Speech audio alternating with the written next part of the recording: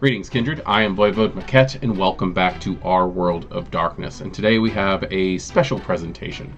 We're going to be talking about something that I've realized is causing a little bit of conversation within the World of Darkness community, at least in the areas where I was looking. I was perusing the World of Darkness Facebook fan pages yesterday, and I found some questioning on the concept of touchstones. So we're going to be talking about touchstones today. Primarily, what is a touchstone? What are they used for? So let's first go over what the books say about what touchstones are, and then I'm going to give my opinion, and also where I do have a great amount of appreciation for all the work that the World of Darkness team is doing, how I actually kind of disagree with them on the way that this part of the character creation was handled. So let's go ahead and start with Vampire first. I have my Vampire the Masquerade 5th edition core book right here. So I'm going to go ahead and open up to page 173, and I'm going to read you exactly what it says under the small section for touchstones, where it says, each vampire begins with as many touchstones as convictions. Humans who represent what you used to value in life. Someone who represents or seems to incarnate one of your convictions. If lost, the conviction is lost as well. A touchstone must be a living human being, connecting to humanity through the inhuman, is, at the very least, going the long way around. So a touchstone might be your surviving human spouse, lover, or parent, your human child, or, for older vampires, a descendant of your family line. A human who looks exactly like someone you loved in life. A human you admired in life, or their descendant. A human related to someone you killed very early in your unlife. Someone you swore or didn't have to kill because you aren't a monster. Not really. Someone you have come to recognize as a rare, decent person, even in your eyes. A volunteer at an animal shelter, a priest, a nurse, a social worker, a nice old lady in the neighborhood. Someone who represents something you once held dear in life and still cling to. A soldier, a baseball player, a musician, an artist, clergy from your faith. Someone who guards, symbolizes, or protects a thing you value. A doorman of the building you used to live in. A cop on your old beat. A crusading reporter. The single mom living in your childhood home. The caretaker who sweeps your gravesite. Touchstones provide links to and mechanical support for your humanity. So they give a lot of very, very good representations of what human touchstones should be in this. Now, you can go through lots of vampire literature and find what we see as touchstones, where most likely is the representation of this. In World of Darkness itself, you can look at the video game that we're playing currently, Vampire the Masquerade Redemption, where the touchstone in that game for our character Kristoff is his love Aneska. If you are reading the Vampire the Masquerade novels, we have Ramona, the gangrel, whose touchstone is obviously Zephon. Arguably also the two dogs that she is helping groom and take care for when they first introduce her. There are a lot of things that can be used as touchstones. And if you go into further details, I guess you could actually look at Mina from Bram Stoker's Dracula. The movie, not the book. Very, very big differences in that one.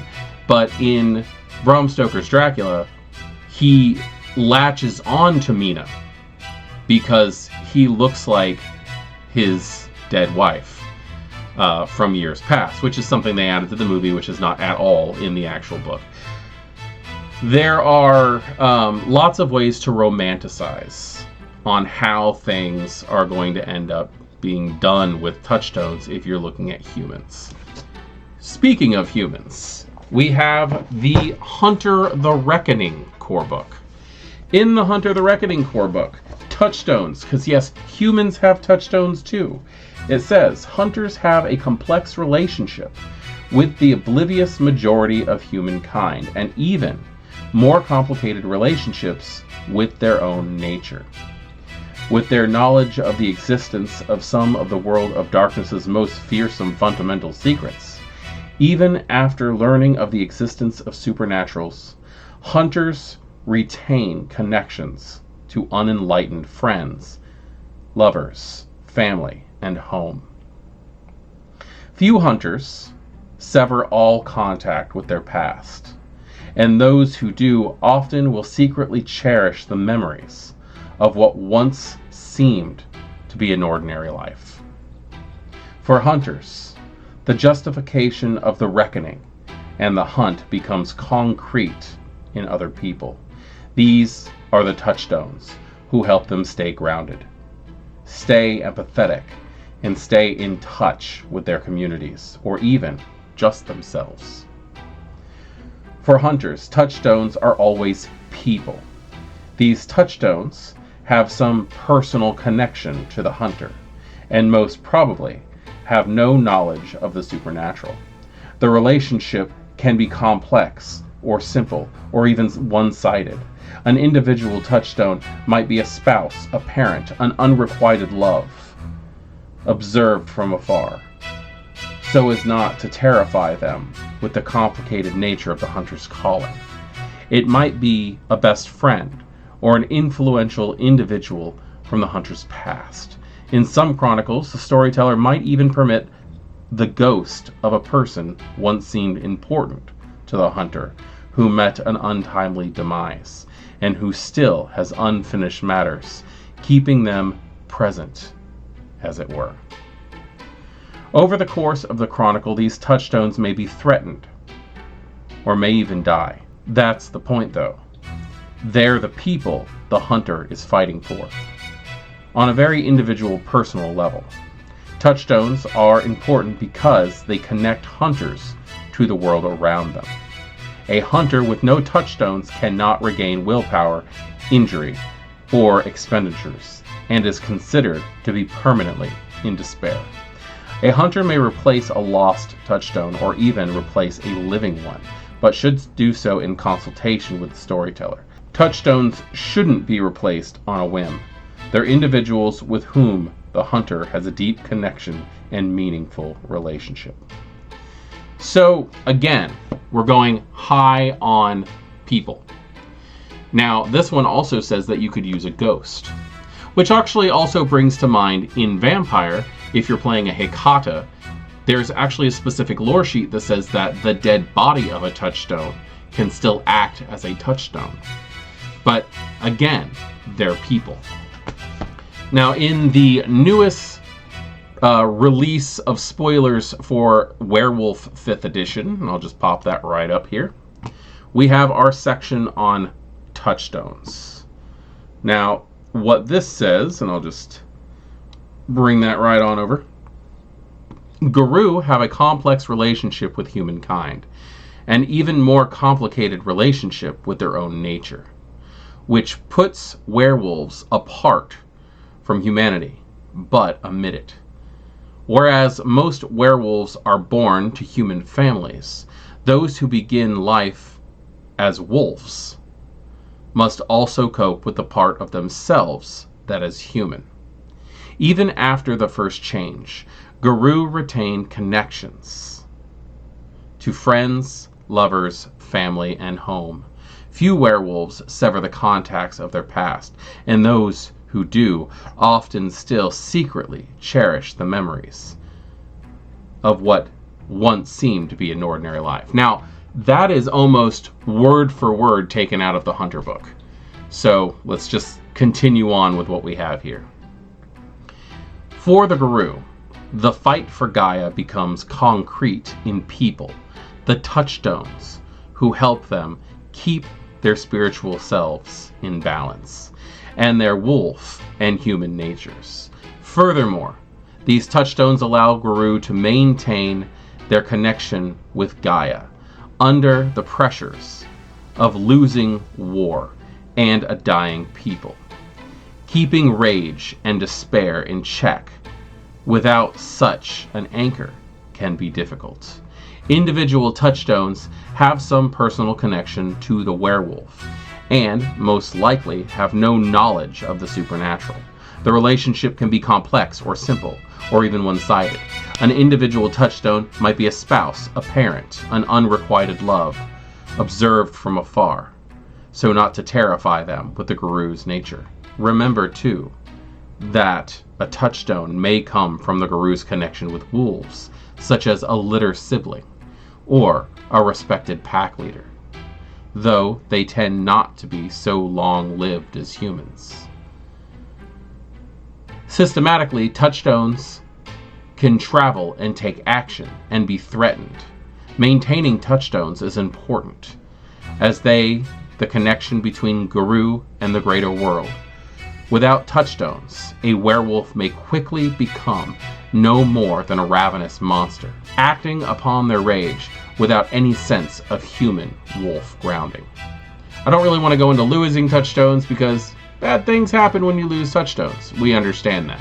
You lose your convictions and things like that. But again, that's more information that it's people. Now, much like Hunter reaching out to wraiths, this reaches out to the idea that a werewolf can use their pack, their actual wolf pack, if they're born as a wolf.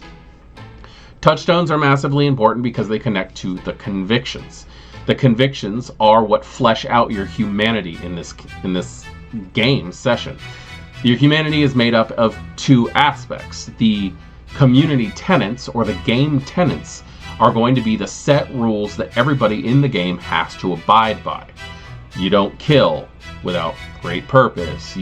There's so many different choices you can take. There's a great number of suggested tenets you can take that are not connected to touchstones. These are just the way of the world. Now, your convictions are more your skewed viewpoint of how the world works added onto your tenets, which sometimes they contradict. They don't always have to, but sometimes they do, and they can make the game more fun. But all of those convictions are definitely going to be connected to a touchstone. In my personal viewpoint, anything that can be a fetter to a wraith is a touchstone. If an individual dies and they became a wraith, then their touchstones then become their fetters. Those are the things that are holding them to this world. In that case, I say person, place, or thing. And I'm not just going to sit here with this is my opinion. I am going to give you examples to show you that it's not just this is the way I think and you guys have to figure it out. A good example would be the let's just jump right into nerdisms, shall we? Let's take a look at Batman. Batman is probably a really good way of looking at Hunter.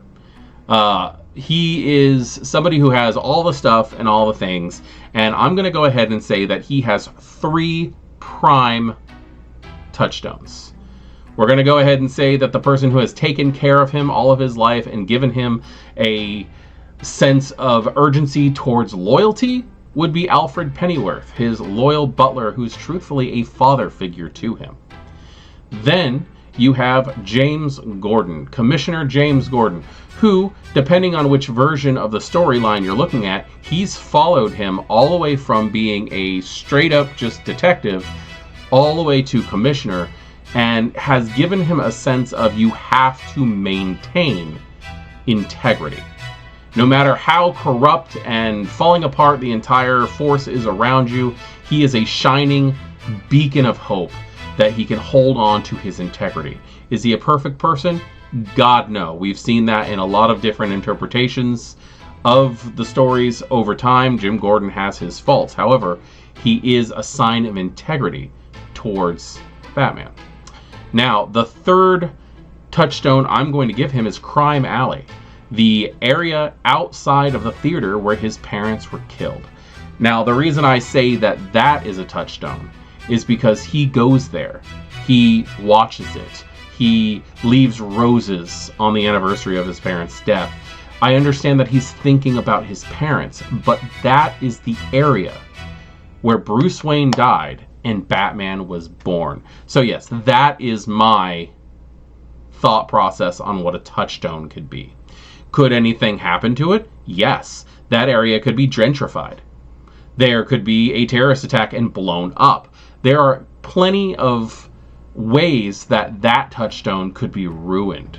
It could be cleaned up, which, yes, that would be a good thing for the city, but it would be a bad thing for his memory because it really wouldn't exist as it was at that point in time.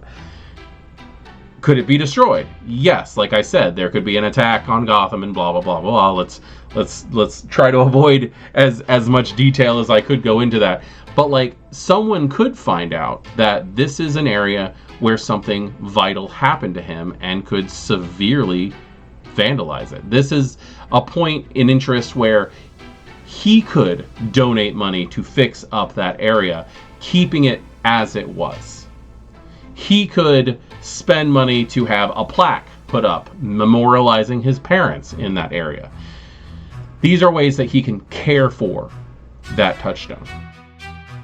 One of the best ways to look at the thought of touchstones seriously, though, is in the concept of Wraith the Oblivion and the way that fetters work.